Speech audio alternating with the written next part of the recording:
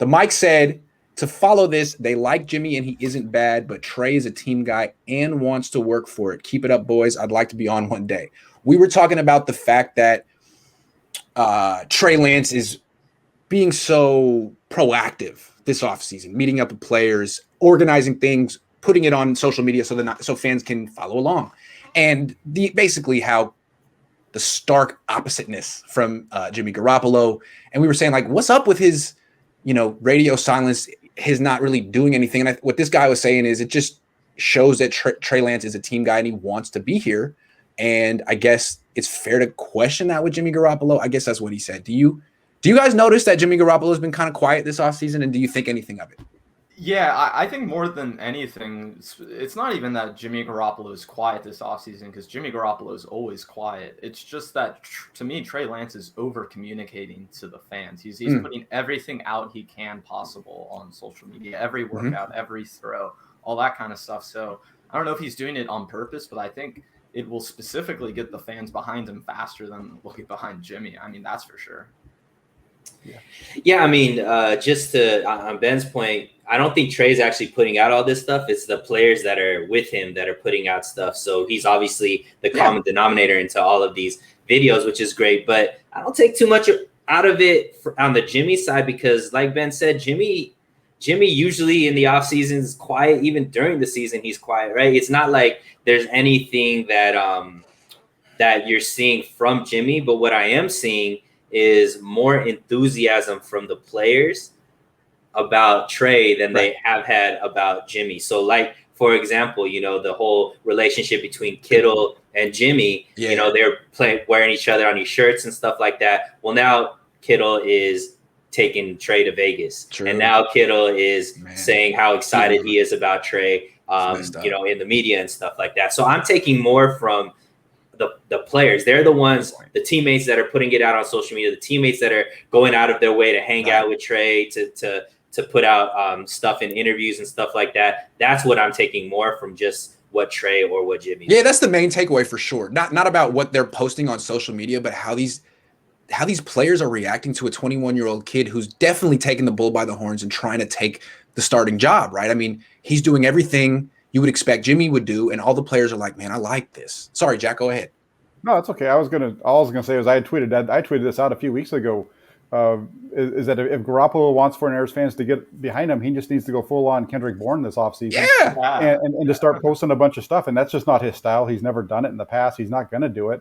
But that's the whole thing, is you don't see him working out. You don't see what he's doing other than when he's at the facility and the media is there. And so, from that standpoint, he's behind the game with getting the fan perception. And I understand that the players are kind of getting behind him, and we're hearing that. I'm pretty sure that he hung out with all these guys in the past, or he probably still does. It's just that it's not getting blown up because he's not the new fresh piece of pie for everybody to try to take a bite out of. I'm sure the players all like Jimmy Garoppolo. I'm sure they still like him. I like Jimmy Garoppolo. He's a nice guy, but that doesn't mean that he's necessarily a team guy, that he still wants to be a 49er. I mean, he wasn't playing the last couple of weeks. He was up in the box with no Niner gear on. So maybe they're like, well, we like Jimmy, but we also like Trey. He's a nice guy too, and he really wants to be on this team. Whereas Jimmy, I don't really know where his head is at. He doesn't return my texts. I don't know. All I know is Trey Lance is doing all the things a franchise quarterback should do, organizing things, working out, and Jimmy's just sort of letting him. I guess that's the perception. Like, Trey Lance is taking your job. He's like, I'm going to organize it. I'm going to work out with Debo. And Jimmy's like, fine, I don't care. That's cool. I'm in Chicago doing my thing. And it's like, well, hey, if Drew Brees, when Drew Brees was in San Diego and the Chargers drafted Phillip Rivers, I doubt Drew Brees was like, hey, Phillip, you just organize the offseason. I'm going to chill until the Chargers get rid of me. And I'm not saying that's what Jimmy's doing. It's just, it's kind of the perception, right?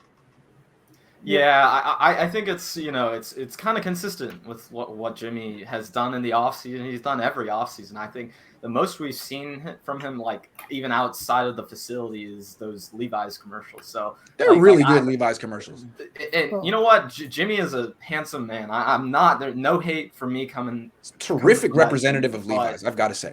Oh, absolutely. But the point is that like nothing's changed from Jimmy, and I think that's what you've been harping on, Grant, is that it's like he's not really reacting to this at all. Which to me, I don't really know. It doesn't seem. Go knock yourself out, Trey.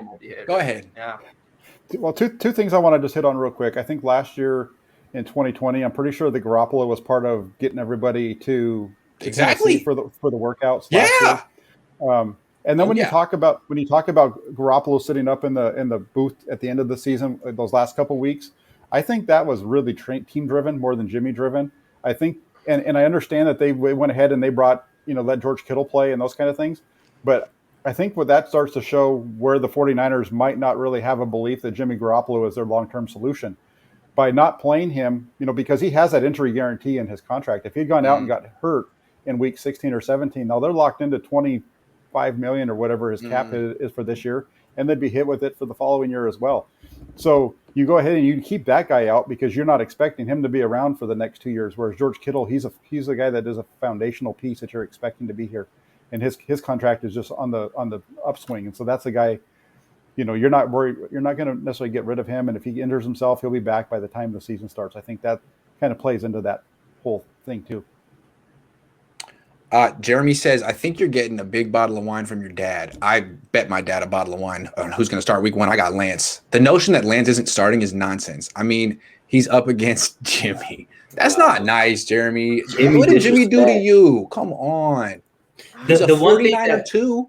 The one thing that I think is kind of, one of the biggest debates have been who gives you the better chance to win a Super Bowl, right? And especially with a lot of these players coming off are on 1-year deals, not knowing if they're going to be back with the 49ers next season. They really want to go in and have the best season right now. To see a lot of these players really surrounding themselves around Trey, going out and working with Trey versus working out with Jimmy or whatever the case may be, I think the players are kind of saying who they feel like is going to give them the best chance to win as well, which is, something that is important because, one of the biggest things is don't start Trey. Rookies don't help you win Super Bowls. Jimmy G's your best chance to win a Super Bowl. But if the players are trying to get this guy up to speed as quick as they are, it kind of makes them feel it makes me feel at least they think that, maybe Trey gives them a better chance.